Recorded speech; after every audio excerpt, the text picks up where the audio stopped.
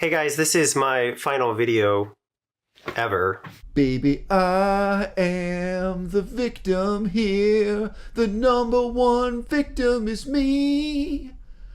The only way to win is by losing, by broadcasting my misery. Sarah raped me. She admitted to raping me. She apologized for raping me. And then Discovery Plus paid her like $40 or $50 or $60,000. She said it was enough to make a down payment on a house. Anyway, so she was paid for raping me, and everyone celebrated her as a so-called victim, despite the fact that she admitted to raping me. It's so bizarre. Like, if I had done that, if I had admitted to raping someone, I would be in jail.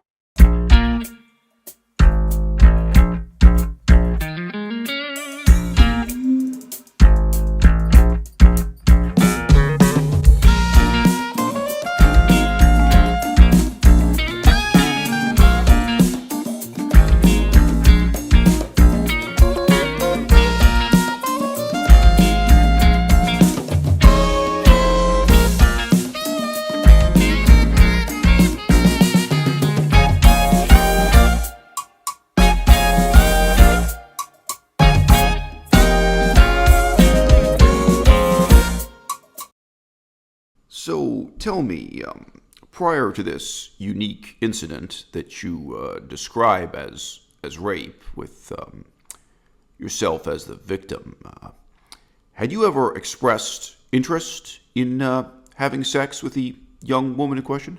Oh, yeah. Expressed interest. Publicly, privately, tried to get a three-way going with her and my wife. I don't even know how many times. Yeah. Interest. Whew, yeah. Thank you. Thank you for your candor. I always appreciate cross-examining YouTubers for this reason. So, was there ever a time when you were trying to initiate sex with this young woman, the young woman you now describe and publicly denounce as your rapist? Was there ever a time when you were trying to initiate sex with her and your wife forbid you to engage in sex with her? Oh, yeah, that that went on. I don't even know for how long. And was there ever a time when you conspired to have sex with this woman, the woman you're now calling your rapist, despite the fact that your wife had forbidden you to do so, when your wife had compelled you to agree not to kiss her and not to penetrate her vaginally, but you made arrangements to meet with her and, contrary to your wife's wishes, to have anal sex with her, if I may be so blunt. Yeah, that happened. I mean, people say if you've got lemons, make lemonade. If your wife literally forces you not to have vaginal sex with someone else, and you want to have sex with them, I mean, you work with what you got, and then you come on the internet and claim that you never lied to anybody, and everyone else told lies about you, and you call the people you were involved with for years a rapist. Yeah, it's lemons, lemonade, same thing. After Sarah said, Kai would never do anything inappropriate about me, I went to Kai and was like, see, she's loyal. Like, she's a really cool, kind, considerate person, and she's not afraid to tell people what the truth is. And I started campaigning for Sarah, in the sense that I started saying, hey, we've always been trying to find someone for you to like have as your best friend, but I've also been looking for a polyamorous configuration. And so I was talking to Kai, I was like, well, she's an adult, she can make her own decision. Oh, yeah, baby. This is 6 a.m. before going to the gym. No pump. I start with the seemingly irrelevant observation that sex is sex and people are people. Now, this is actually quite politically disturbing because we are living at a time when the left wing is dominated by the mantra, respect all women, respect all sex workers, sex work is work. And this leads to the troubling conclusion that a man having sex with a prostitute might just be exactly the fucking same as having sex with any other person.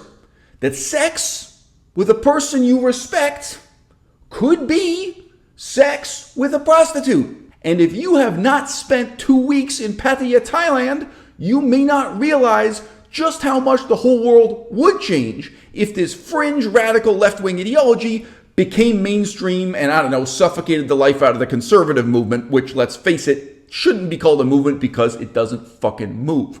I have never slept with a prostitute. And that is not only because I have better options. Pause. The vegan chick in Alberta, Carol or Kathy or something, starts with a C. What the fuck? You know my girl's out of town. I mean, what, you want me to send you flowers? I admit, I have never slept with a prostitute. And I'll also admit that that is partly, but not entirely, because I have better options. Which is to say, if I didn't have any options at all, if there weren't one incredibly attractive member of my audience who I know is watching this in Alberta right now, and who I'm expecting to get in touch with me as soon as she fucking figures out that my girlfriend is out of town, I still probably would not sleep with a prostitute. I used to do a lot of long distance cycling. In case you can't tell, I don't anymore. That's why I weigh like fucking 220 pounds. But I remember wondering if I ever had a bicycle accident bad enough that it like smashed in my face or smashed it on my teeth, which is common enough with cycling. At what point would I consider myself so ugly that I would make up an excuse and resign myself to sleeping with prostitutes? Now let me be the first to say, in a sincere act of self-criticism, this reveals a set of very ugly, very sex negative, very whorephobic, very right-wing, very medieval attitudes on my part. It shows that I can't really ever accept the left-wing narrative, that people are people, that sex is sex, that prostitutes are just human beings like anyone else, and that we can, in fact, respect sex workers and have sex with them. At least in theory, there could be more mutual respect, more mutual appreciation than in, some other relationships, like these incredibly horrible relationships Anissian had. So what I'm asking you is this. What if we shift the focus from sex to respect? What if we really in our lives try to get out and fucking respect people? Find people we can respect and who respect us. And then within that category, look for the subset who we can love or who at least fucking turn us on. Most of us, most of the time, think of sex as something that happens first, and then respect as something that has to develop later, gradually. And that's because we're fucking horny. But if we really make respect the primary criterion for all of our relationships, friendly, platonic, or otherwise, then we avoid these unspeakably horrible situations that Anissian demonstrates for us so well. And maybe, in a sense, that can guide us towards a kind of sexual liberation, a kind of sexual revolution that the left wing has been clamoring for, but has never really been able to properly define, properly name, let alone achieve in the private lives of left wingers or on a massive social scale.